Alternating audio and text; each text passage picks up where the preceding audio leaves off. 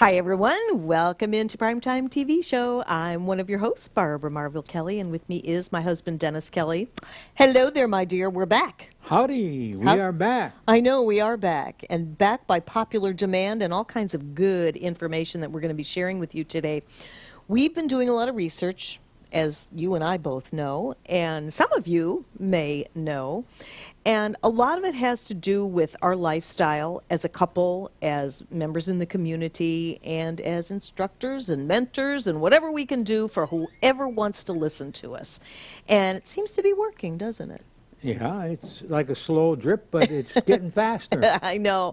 Well, one of the things that I posted on Facebook, and we were just saying, I don't know what happened to it. It disappeared, but I did post our show today talking about what we were going to talk about here in the show, which is our 2020 vision for the year 2020. It's never too early to start with goals, right? That's right. And we talk about that in many of our shows, and you have a great goal plan, and we just want to share some of those things with you, what's been working for us, and some of the research that we've been doing, and some of the discoveries that we found. And we're doing the research on so many things. It's very exciting, isn't it? Yeah, well, we research the researchers. Become the eclectic of the eclectics. And as a result, we don't have to spend 400 hours to do a study. We can do it in an hour and a half by letting the other person put the 350 hours in. And you've been doing that for a long, long time in your life as a martial artist and a 6-time world martial arts champion. And my husband's taught me a lot about doing that research. And then, of course, having my 15-year stint at the Home Shopping Network, where we sold all kinds of different great products, and we were governed by the laws of what we could say and what we couldn't say. And so that was one, even before I met my husband, I knew that we had to have studies before we could say anything. We had to be very careful in making claims to diagnose or cure disease or illness and things like that. Well, for those of you that know us, friends, family, Facebook friends, you know that we shared from our hearts something that my husband was diagnosed with about 5-6 years ago. It seems like it was just yesterday. I know. Time goes by so fast when you're older. It seems to go much faster than when you're younger. It's true. Like it's already, my birthday's this week, and I don't know what happened to the whole year. Just seemed like we celebrated it yesterday. I know. That's so true. The big 7-0. The big 7-0. So talking about researching the researchers, you've been doing that, I've been doing that, and then we've both been doing it together, so that when we find something that is interesting, we share it with you. People come to us all the time, right? Right. And ask us to get involved with this and to ask us to get involved with that. We only have so much time. And a lot of it is researching the researchers, right? So you really did a whole lot of homework, and that helped you write your book, The 6 Steps to the Fountain of Youth. You can go on my husband's website, dennis-kelly.com, or mine, barbaramarville.com. And you can see what we're up to. We're doing some updates on both of our websites eventually here. But some of the things that we've been discovering, especially since you were diagnosed with Parkinson's disease, we did a whole lot of research back then, and we discovered a product that really helped you turn over that Parkinson's. And for you, in fact, I ran across it while I was going through our office and, getting things in order for us for moving forward with our 2020 vision for next year. Do you know what I found? What? I found what you typed on the computer, 15 reversals after taking that product that you took, which you're not on right now, but it was a natural product. And we researched the researchers back then. Yeah. Every time we find a product that's satisfactory and does things, we weigh it with the one that we are using currently. And in several cases, we'll not junk the one that we've been taking, but we will add the new product and more or less focus on that if it's better than the one we used.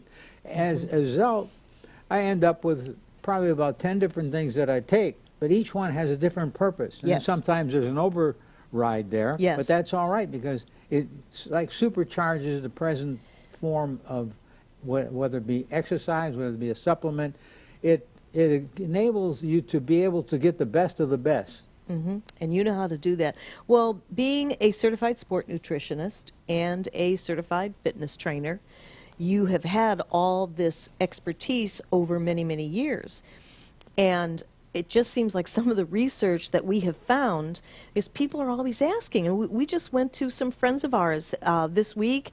Everybody says, he's looking so good, especially with what he's dealing with. And one of the things that we have found is doing the researching the researchers and looking for products, looking for different programs.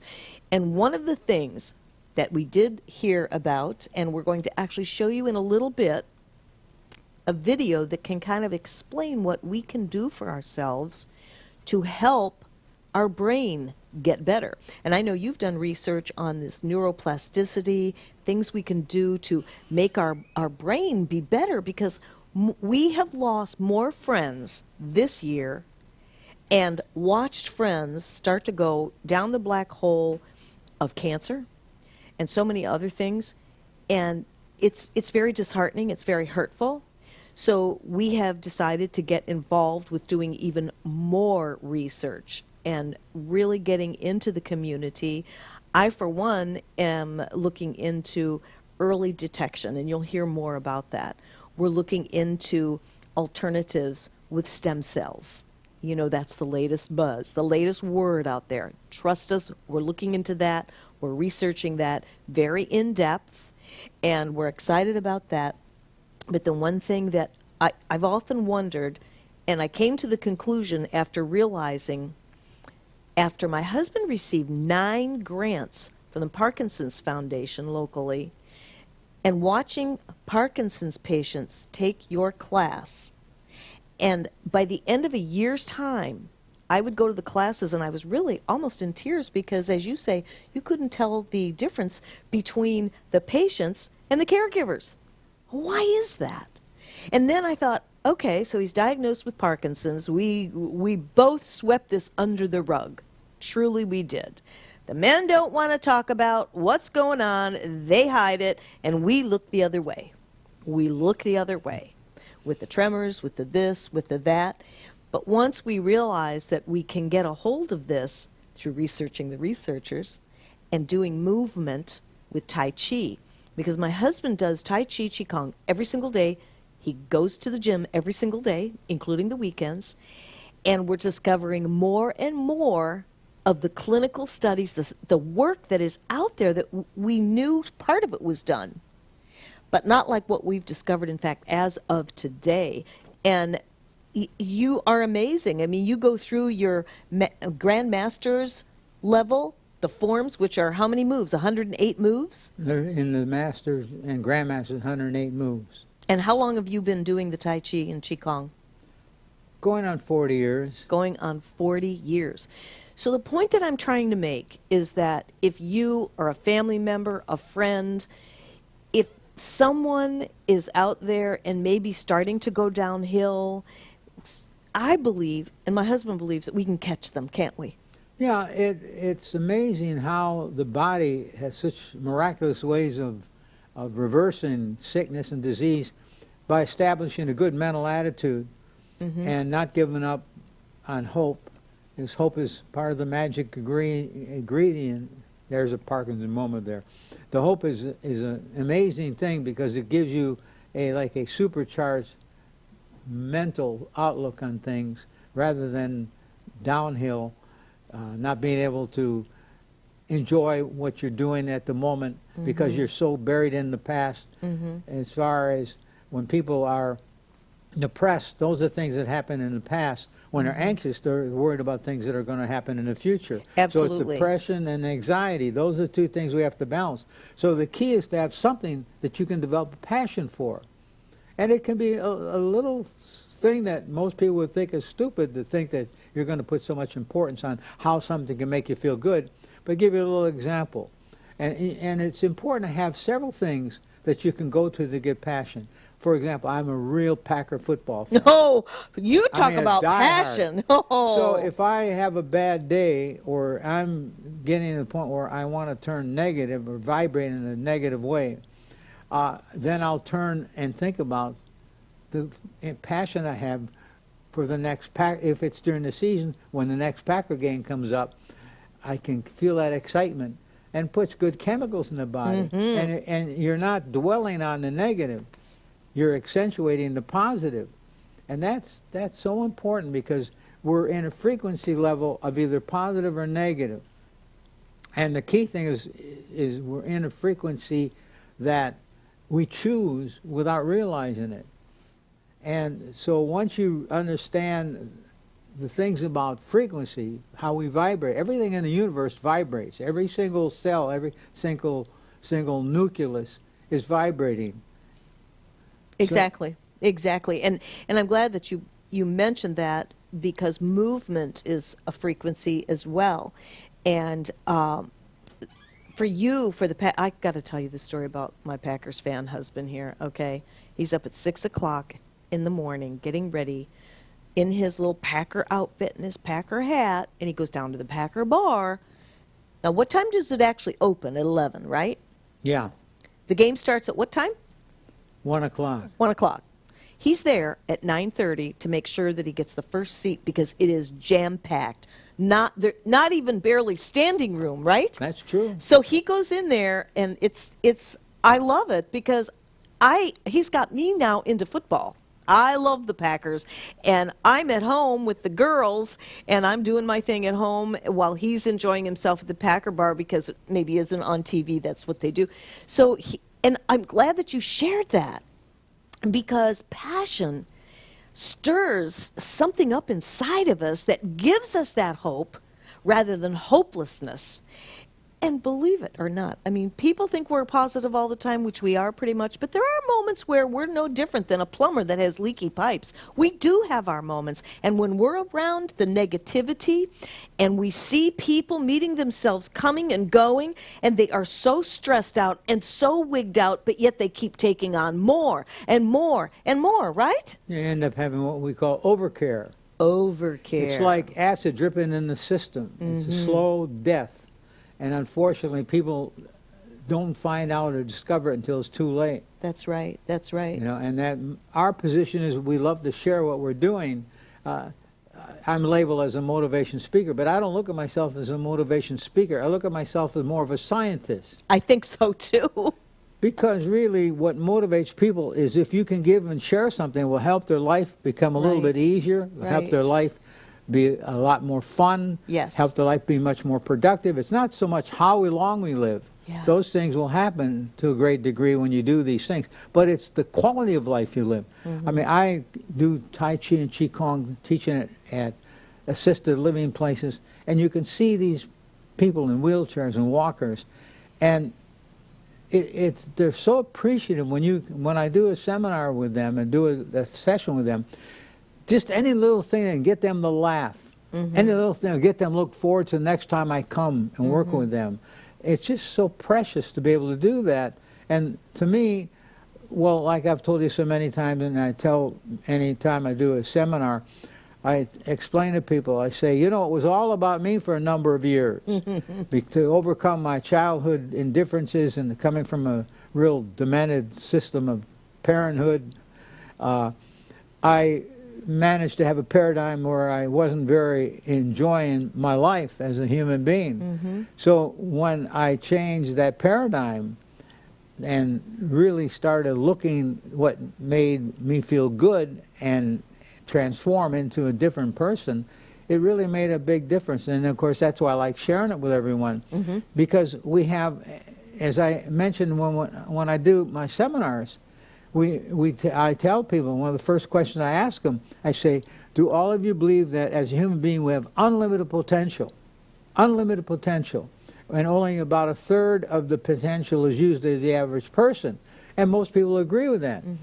So the challenge is, if you get people to believe they have unlimited potential, that has a positive effect in a way. But it's always like potential means something that is coming later. All you have to do is change the word for potential to power. I have unlimited power. I agree. The word power, even though you know that it's a potential thing, it adds more power. Just like, for example, I tell every one of my clients, and when I do seminars, is I tell them, I said, never, ever Use the word problem. We never have a problem, ever. It's a challenge. When you just take that word problem and throw it out the window, kick it out the door, because the problem has nothing to do with good. It usually has something to do with making you feel bad. Then you're trying to feel better. Yes. And that's a process that takes too long. But if you have the power, you become to reach a state of imperturbability where you can handle anything. Anybody that can really learn to handle their emotions, and they can control those emotions. And we all get moments where you lose control, but that loss of control needs to be a split nanosecond.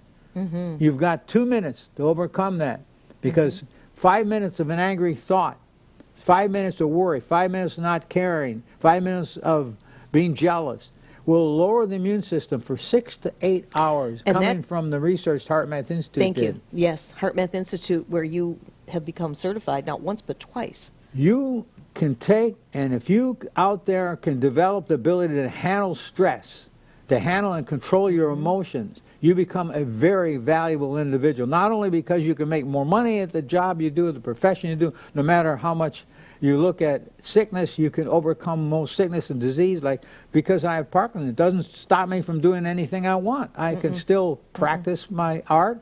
I can still be happy. I have to work twice as hard at some of the things, but that is a challenge, not a problem.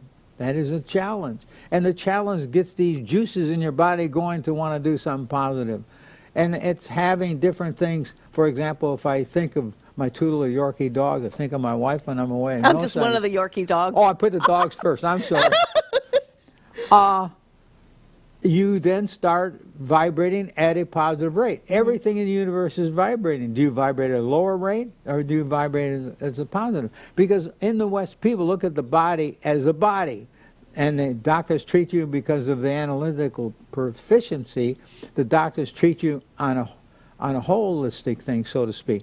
But the key is to be able to look at the mind is the map, the body is the vehicle, the emotions are the fuel, and go from that mindset to be healthy on a cellular level. Like we have the emotions control so much, the mental control so much, and the spirit controls so much. So being able to be in control of that, and that's a journey. And the journey is the important thing, not the destination, because you're never perfect. But it's that perfection at the moment that makes such a big difference. And in today's world of volatile times, turn on the news, listen to politics, go out driving anywhere, go anywhere. And you can pick up that stress, but you can turn it around. We are on autopilot. We have just mastered autopilot with stress. I love that. We avoid it as much as we can, but if we're faced with it, we know how to handle that. And that's from many, many years of training. We live a heart-empowered life. And like you were saying, you know, words have power. And when you change the word from problem, right, to a challenge, which, by the way, my son Jason's using that now. Wonderful. And that's can add years to your life. Yes, because when you say the words, once they're said, they're said. So if just say it to yourself, and we did a little experiment here a couple of weeks back where we had the cups with the words in it, and just say them to yourself. Say problem, or then say challenge. Which one is lighter? Challenge, because there it opens up that opportunity for change and looking for the solutions to what maybe previously was considered a problem. So that all being said, I want to just reel us back in a bit before we go to this video that was sent to us by someone very, very credible just today. This is fresh. He's the real deal. It is fresh off the press. We can't tell you yet who it is because we're working on some things. But what we were both impressed with were the studies that were done on the human brain through movement. And the studies were on cross-body movement, which we do in Tai Chi, we do in dance.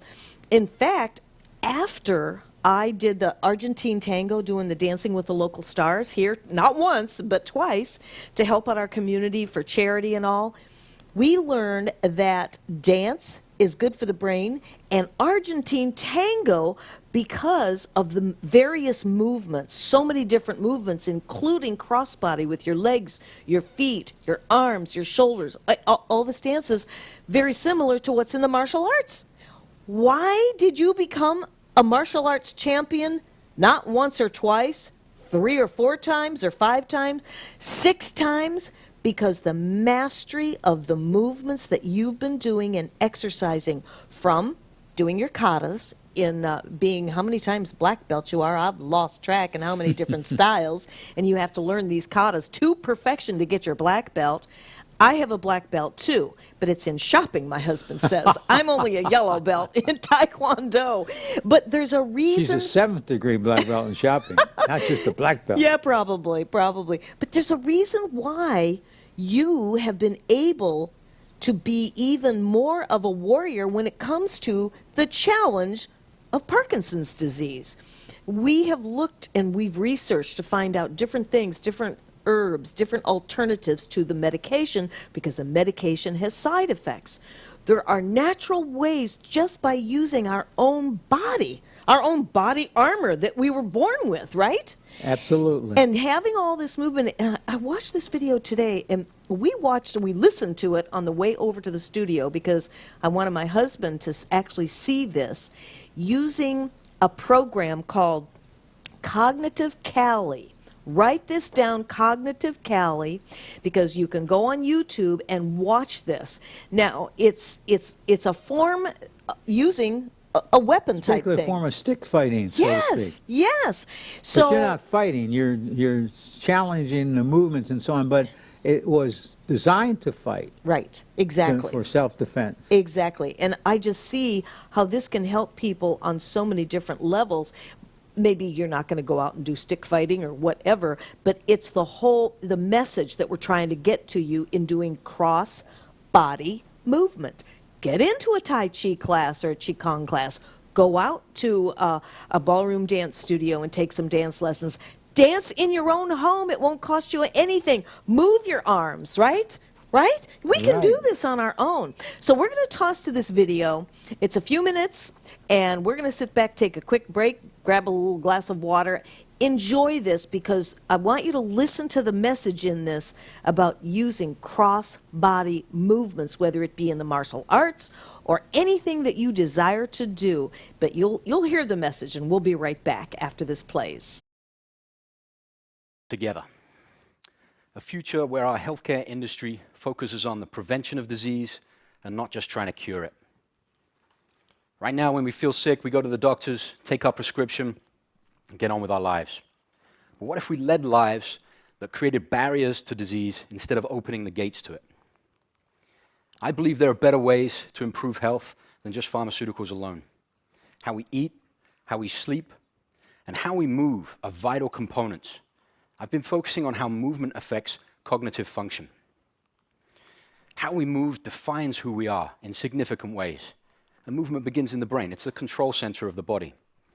Emerging research is showing a little of how different movement activities affect the brain in different ways. In a study just March of this year, Dr. Raji at UCLA showed that varied activities like gardening and dancing increases brain volume and decreases the risk of Alzheimer's by 50%.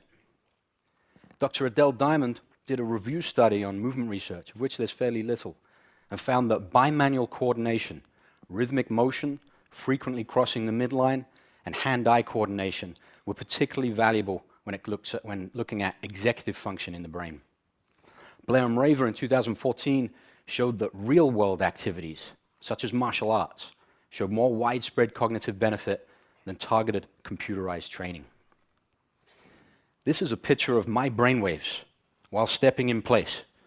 As you can see from the concentration number, that doesn't take a lot of energy for my brain. I'm going to be working with Dr. Krugolson from University of Victoria on a study that will compare well-learned aerobic activity to more complex activity. We believe the complexity provides some different benefits than just exercise alone. This is a picture of my brain while doing Kali. As you can see, I'm going to flip back and forth. There's a big difference there. Now, I wish I could tell you what those colored lines mean, but I have no idea. I'm not a neuroscientist. I'm a kinesiologist. I specialize in martial arts and movement. I don't need those pictures to know that something different is going on, though. I feel it, and all my training brothers feel it as well when we train. So what is Kali? It's a Filipino martial art known for its use of weapons and tools and progressive flow drills. Our instructor, Gurudan Inosanto, is a pioneer of this art. He's been training and teaching it for 60 plus years. And even though he turns 80 in a couple of months, he is still as sharp as a tack. This is one of the reasons that I follow this research. Another reason is a story that he frequently tells us during class about a student who came up to him and thanked him at a seminar. The student had been in an accident and lost his memory. Couldn't remember his wife or his kids. He attributes getting his memory back to a drill in Kali called Heaven 6. Let me show you what that looks like.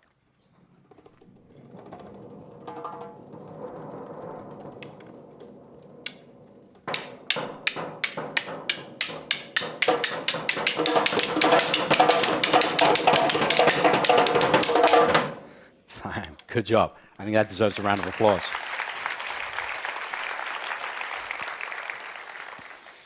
So obviously that's a pretty complex movement pattern. Does it have rhythmic motion, crossing the midline, bimanual coordination? Absolutely. And it takes a while to learn it. And when we were learning it, we found it difficult.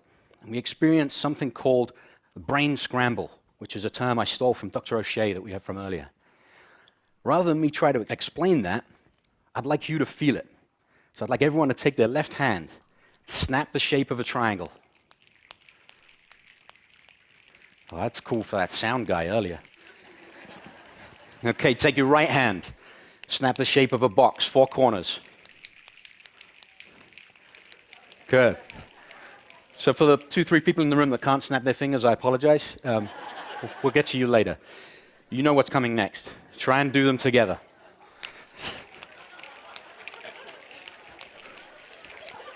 Now, there's several types of people. There's the people that try. There's the people that just do like dodecahedrons all over the place.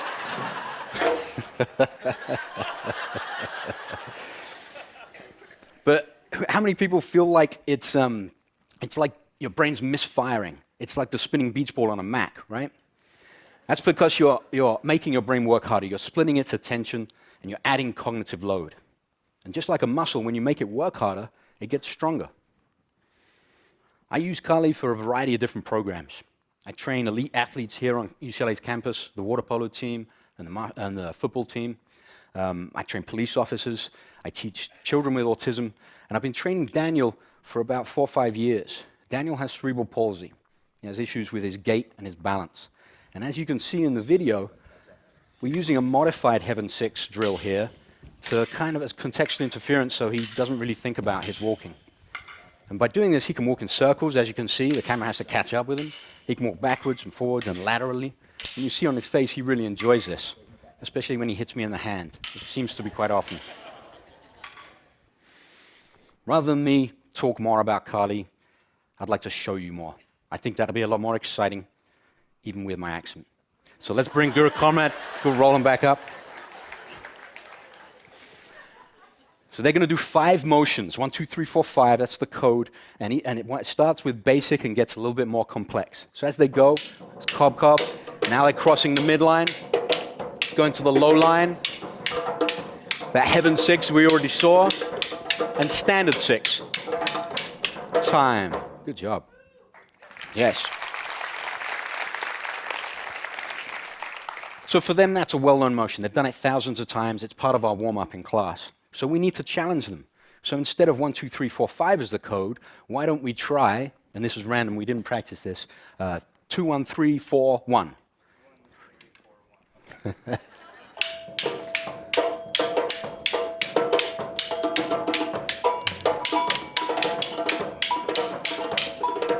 Time. Good job. Yes.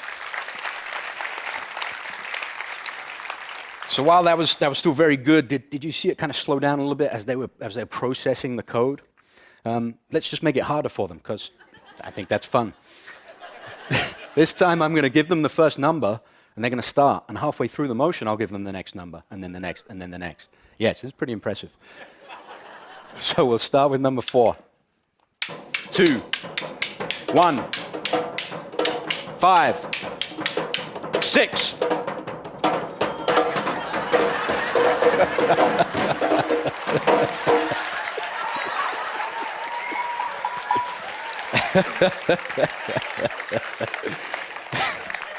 You gotta give me a minute on that one.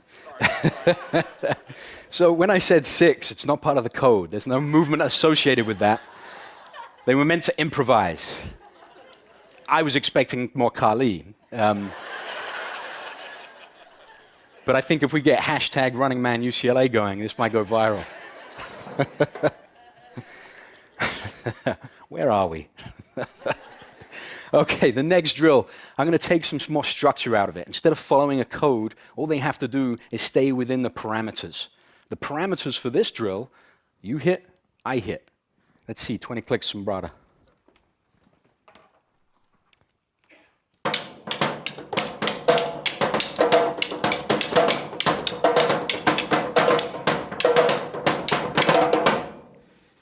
Time, good job.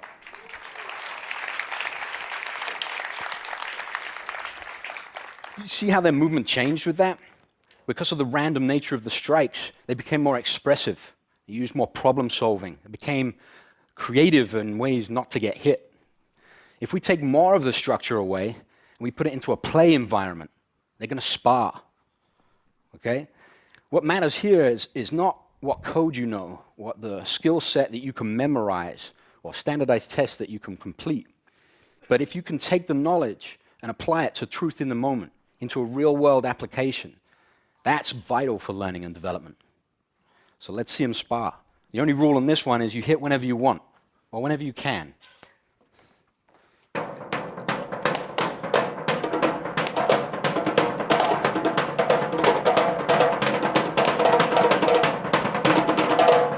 Time. Go.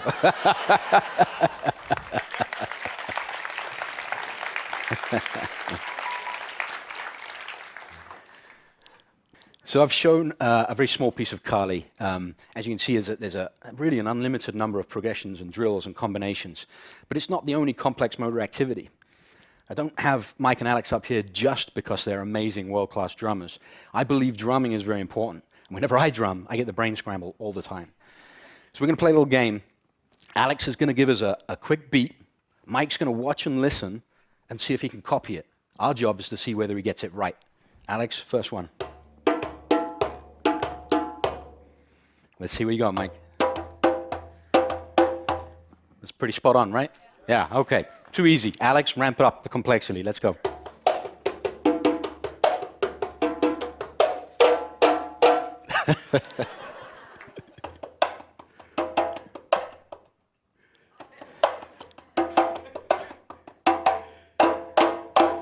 It's getting a little harder, okay? Let's ramp it up more. Alex, you're a world-class drummer. You've been drumming for decades. Let loose, brother. Show us what you got. Woo!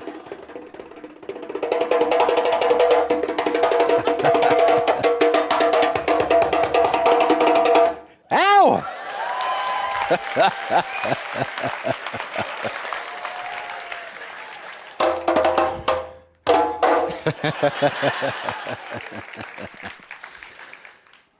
The reason I've shown different types of movement is not because these are the new trends in classes or on every corner, or we want you to go to do this. Actually, my message is the opposite. We as a species have been doing this for millennia. No matter what country you're from, what language you speak, what color your skin is, or what faith you follow, movement crosses cultural boundaries. We all play, we all dance, we all make music, and we all fight sometimes to survive. The big question is why? Why have these things stood the test of time? I believe it's because they're hardwired into human development. I believe that we are as advanced a species as we are because we've been doing these things for thousands of years. This begs the question, why are they being stripped from education systems and schools when we know they're so valuable to a child's development and even to an adult's development? We know that structural and functional changes happen in the brain and body as a direct result of movement. But imagine if we knew more. Imagine if we knew the specific effects of activities that are hundreds of thousands of years old And we used today's technology and research methods and applied them to treat a variety of diseases and symptoms. Imagine going to the doctors and getting a movement prescription instead of a drug prescription. Yoga and Tai Chi to reduce hypertension, stress, and anxiety. Traditional karate for kids with ADHD because of its heavy focus on discipline. Or Kali for cognitive disorders like Alzheimer's or dementia. I think we can create this world simply by shifting a little of the focus of research from drugs that can sometimes be costly and have negative side effects to movement, which is relatively cheap and safe. But we can also make a personal choice. Leave this event today and start your own movement revolution. No matter whether it's drumming or dancing or martial arts, if you do that, you'll find not just another exercise class or hobby, but a life-changing practice that will improve your health in ways that pharmaceuticals never can. My next slide is here because I've talked about Kali as a way to develop athletes and students and people with movement issues. But let's not forget it's an ancient martial art, born on the battlefield and still used in modern warfare today. Karenza, which is a form of shadow boxing with the weapons, really shows the soul of the art well. But also it shows within a single movement practice, individuals can express it in very different ways, as you'll see.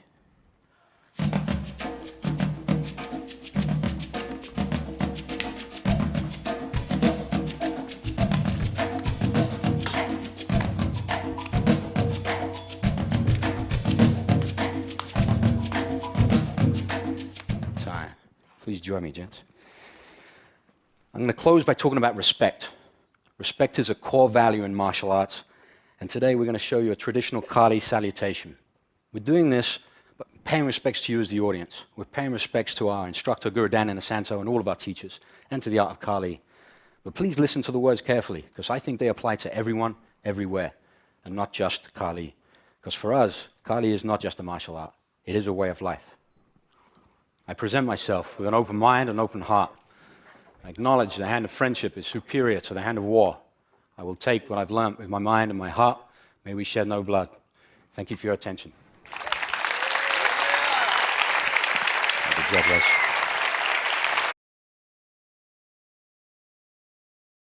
Well, what did you think about that? Pretty interesting, right?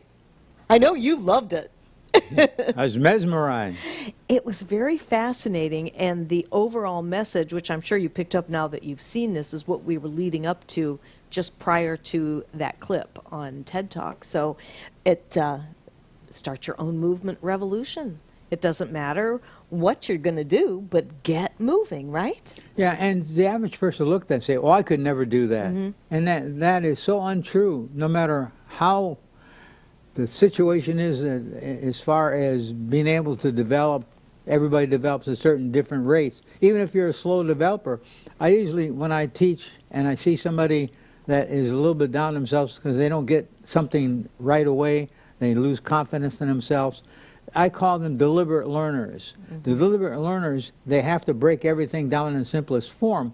They end up being the ones that remember it much better than an impulsive learner that learns things real quickly and then forgets within a few weeks. They forget it because they go to the next thing. Right. Or the deliberate learner. I always love to have deliberate learning students that didn't learn quite as fast as I did with the fast learners because of that. Exactly. And the other thing goes to the fact where we talk about unlimited potential.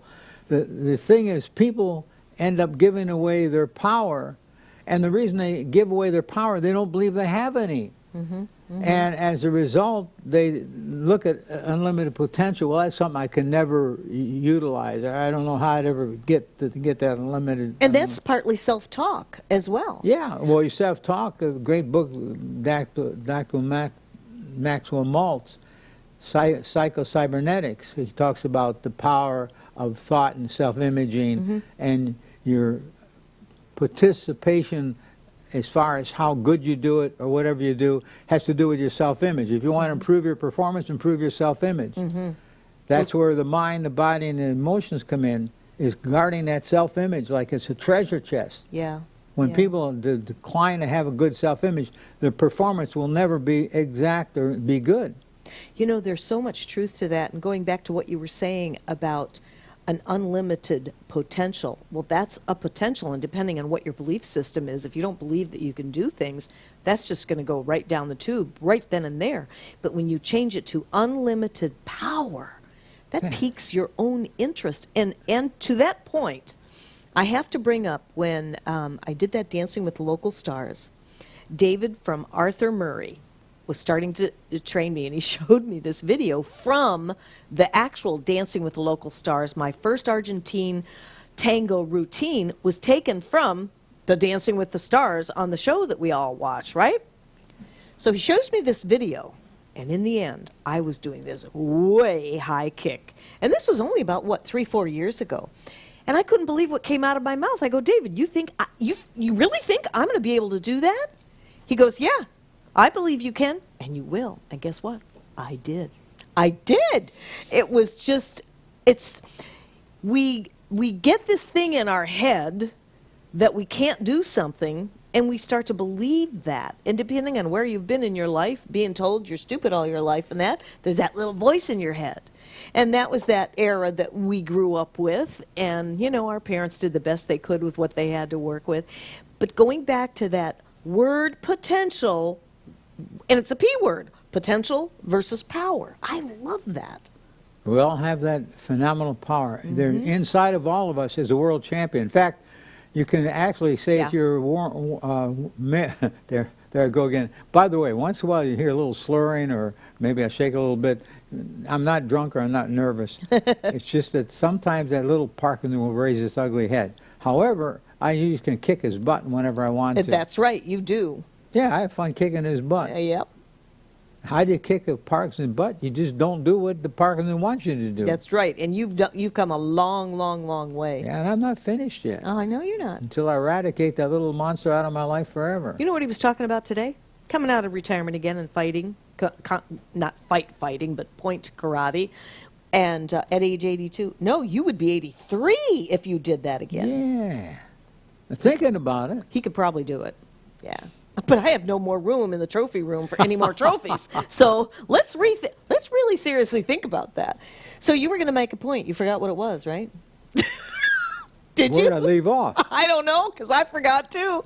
Talk about short-term memory. Yeah, exactly. But we have fun hashing over a lot of the different things that we're working on. And really, whether you are watching the show because you know us and you like to hear what we have to say, we hope to deliver some really good content for you. And today, after watching that video and the message that is behind it, it doesn't necessarily mean that you need to go out and do what was shown in that video. Like we were saying, get a Tai Chi class in your area. I mean, you're still teaching, my husband's still teaching in this area, and we're talking about starting up some beginner classes.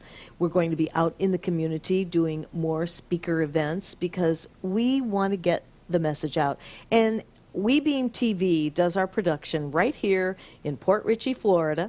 We have a professional studio. Yes, we are real TV, great cameras, great lighting, great sounds, and we're just blessed to be able to take our message out there and then repost it and repost it again.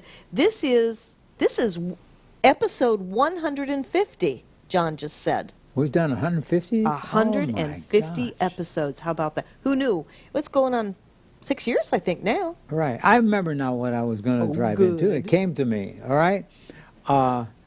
When I tell people, when I'm doing a seminar, teaching somebody, helping them along with what they need to do and get better off in life itself, I tell them, I say, you were born a champion. You were the fastest swimmer.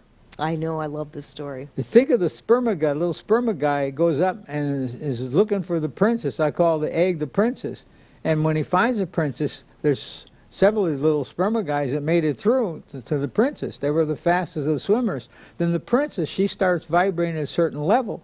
So any one of these little sperm guys that vibrate at her level, they meet, and there's like an explosion. A lot of people don't know what goes on, but that is the research that I've done.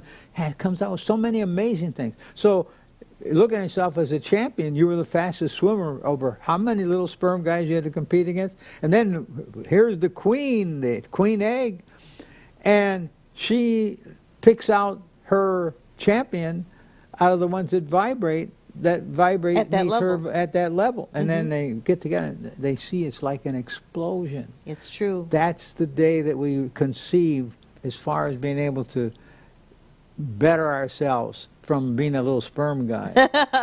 I always love that story when you share that, and you get so tickled with it. And I'd be surprised how many people don't know that. that's true. That's true. why it's so much fun to be a researcher of the researcher. I know. Because there's so much wonderful information out there that can change the quality of our life. Yeah, exactly. And that's what Paul was sharing in the movie, in the film clip, about the research that is done out there. And there's so much information that we can find on, in these YouTube videos. I mean, incredible research that has been done. And as I said before the show, that's what we do. We research the researchers so that when we can bring information to you guys, you know that we're not making anything up, we're not making any claims or anything like that.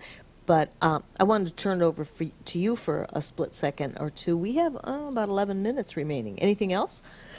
Well, I sip some water. Excuse me. Yeah, we were talking about movement, and the Tibetan monks have what they call the 5 power principles that they live by. That's very they good. live Yeah. by, they eat by, they exist by. And they follow that like a magic chamber, a magic wand, because it transforms their life. And the first thing on the 5 most important secrets of the Tibetan monks is movement. That's the first thing, is movement. All kinds of movement, different movement. Because as we came from our Paleolithic ancestors, that they moved a lot. They climbed trees, they had to hunt, and then they would prolificate when they come back to the cave. They would eat, so that was a very simplistic type of life. And they didn't have that many concept changes, so they could focus on what they needed to do best. Otherwise, if that wasn't the case, we would never evolve into the Homo sapiens that we are now. Gosh, I don't know where you come up with stuff. Talk about long-term memory. You come up with stuff that I haven't even heard you say in your workshops or seminars. Well, there's so much stuff there, and I really love sharing that with people, not to make me try to come up like I know so much, because I'm learning every day. I know you are. He has a book in his hands every single day. Every day. Yeah. But you know what? That's how we give back and help people, because the average person maybe, like you were saying earlier, I mean, you've been doing this research for 40 plus years, 50 plus years. You're 82 now, and you apply that in your daily life. What changed my life was when my first girlfriend broke up with me because I couldn't dance. As Yeah. I tell so many Yeah. times when I do seminars and so on, because that was a tipping point in my life. I could have went to allow that negative thing tear me down, get me to start smoking or drinking excessively. So the interesting thing about that is I chose the road, first of all, negative. I'm going to show her, I'm going to show the fella that she broke up with me who was a dance teacher, I'm going to show him. So I went and trained in a little dance studio called Gigi Dance Studio, because I wanted to get back at my girlfriend for breaking up with me to go with a dance instructor. So anyway, I tell that in my story.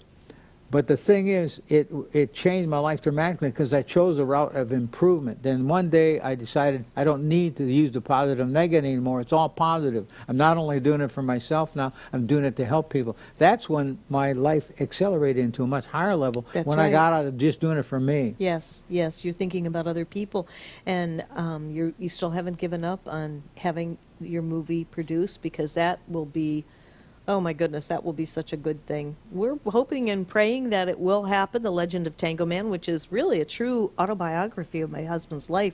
There will be dance and romance, the martial arts in it, and that's what our biggest treasured goal is. Well, there's 3 words that I live by, and if you can really adjust yourself to taking every day and thinking about what I'm about to say, there are 3 words. All right? Thoughts are things. Thoughts are things. Whatever you think about, you bring about. Whatever you think about over a period of time becomes real. The key thing is to control what you're thinking, because you can then decide what kind of outcome you want. So thoughts are things. I live by that code, and also not using the word problem or using the word fear or I can't do this or things like that, but the word the word that means that you can really accomplish anything is the word challenge, because it gets all those juices going in your body, and you reach that total potential that you dream about, and you go about doing it and making it. Because what you bring about, what you think about, you bring about. It's true. So the second law of the universe is the power of control of the mind. And in other words, the challenge, in living that challenge, breathing that challenge, having something you become passionate about, has so much to do with our outcome. And the outcome can be a healthy body, a sound mind, and beautiful spirit. And you know what? That's what you have even at this age of 82, and the challenge with Parkinson's disease, which can be very debilitating, and all of that. You just don't let it stop you at all. No, it encourages me to do more with my life, with what hours, what time, and what days or years that I may have left. Exactly. You don't know when you're going to be here, Oh, today or gosh. gone, tomorrow. We- And it would be selfish of me to take a lot of this information to my grave. I know. I want to be able to get it all out there so I can help many people. Because it was a few people in my life, my first dance instructor that owned the studio that changed my life dramatically, and my first karate instructor. It's those two people changed my life so dramatically that I realize what a responsibility we have when we become a teacher, we become an example as far as affecting young people. You know, that is so true. And the young people have their own challenges today. And you see families, you know, working 2 and 3 jobs to make ends meet.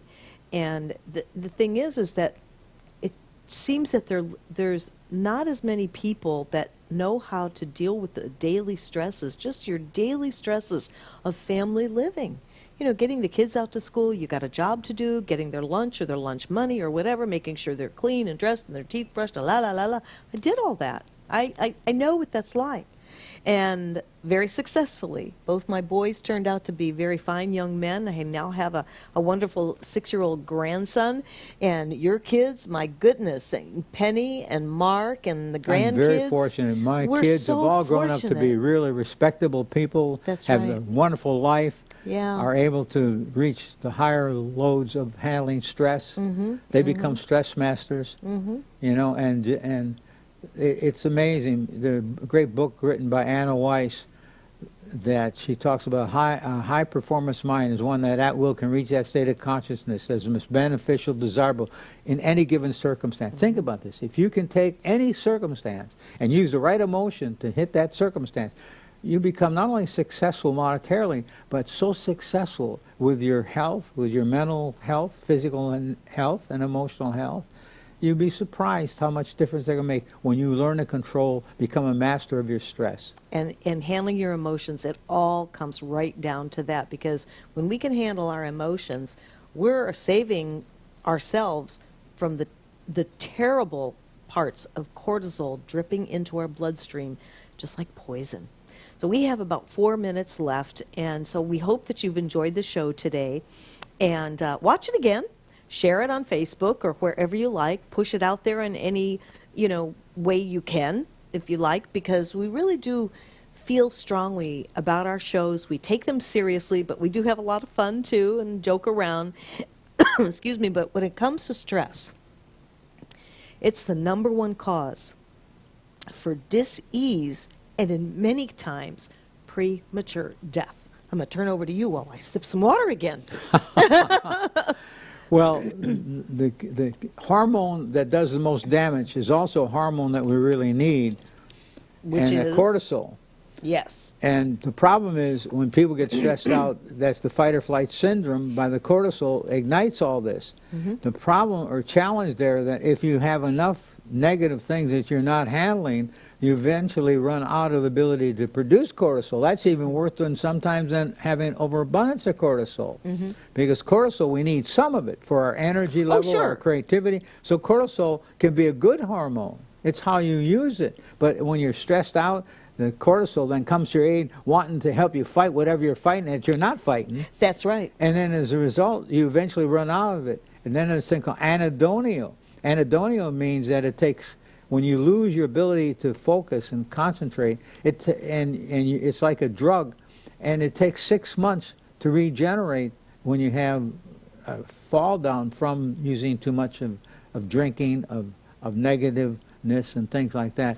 So the key thing is never get to the point where you run out of cortisol by releasing too much cortisol. And how do you know the difference? Well, check your energy level. If your energy level is high, if your energy level, you feel good about things, then you're producing good cortisol. Good cortisol. But when you start worrying, when you start fighting, fighting things rather than solving things, that makes a big difference in your life. The cortisol you become the master of the cortisol rather than the cortisol becoming your master. That's right. Then you get the good hormones like norepinephrine, serotonin, atrial peptide. These are good hormones that come from thinking positive and feeling good. I love that. I love when you share that, because those are facts. You can look that up anywhere. Go on YouTube, go anywhere, and just see what cortisol can do to the system. And believe me, you see family members that can't deal with their stress, and then what comes down the road? That's when it can become a problem. Oh, yeah. It can be problematic. But if you can catch it in an early beginning, and our perception is really what tells us how to react, whether to react or respond. And if we react and allow that to get to us, then yeah, down the road, it can become problematic in dis-ease, and like I said, in many times, premature death. So it's time for us to close our show, and I'm so glad that you joined us. We'll be back next week with more to come and more researching the researchers. And feel free to reach out to us with private message or give us a call. We'd love to chat with you, and we'll be still researching this whole thing on stem cells and what we can do to do the research on that to help ourselves live that optimal life. That optimal life for however many years that we have left. And with my husband overcoming Parkinson's disease, you know what? It's so possible to live that optimal life just by making the right choices, watching our self-talk, and if you want to copy anything at all of what we're talking about today, research the researchers. Don't get involved unless you really do your homework. And it looks like that's a wrap for today, my dear. That is the fastest hour in the world. Thank you for joining us. God bless.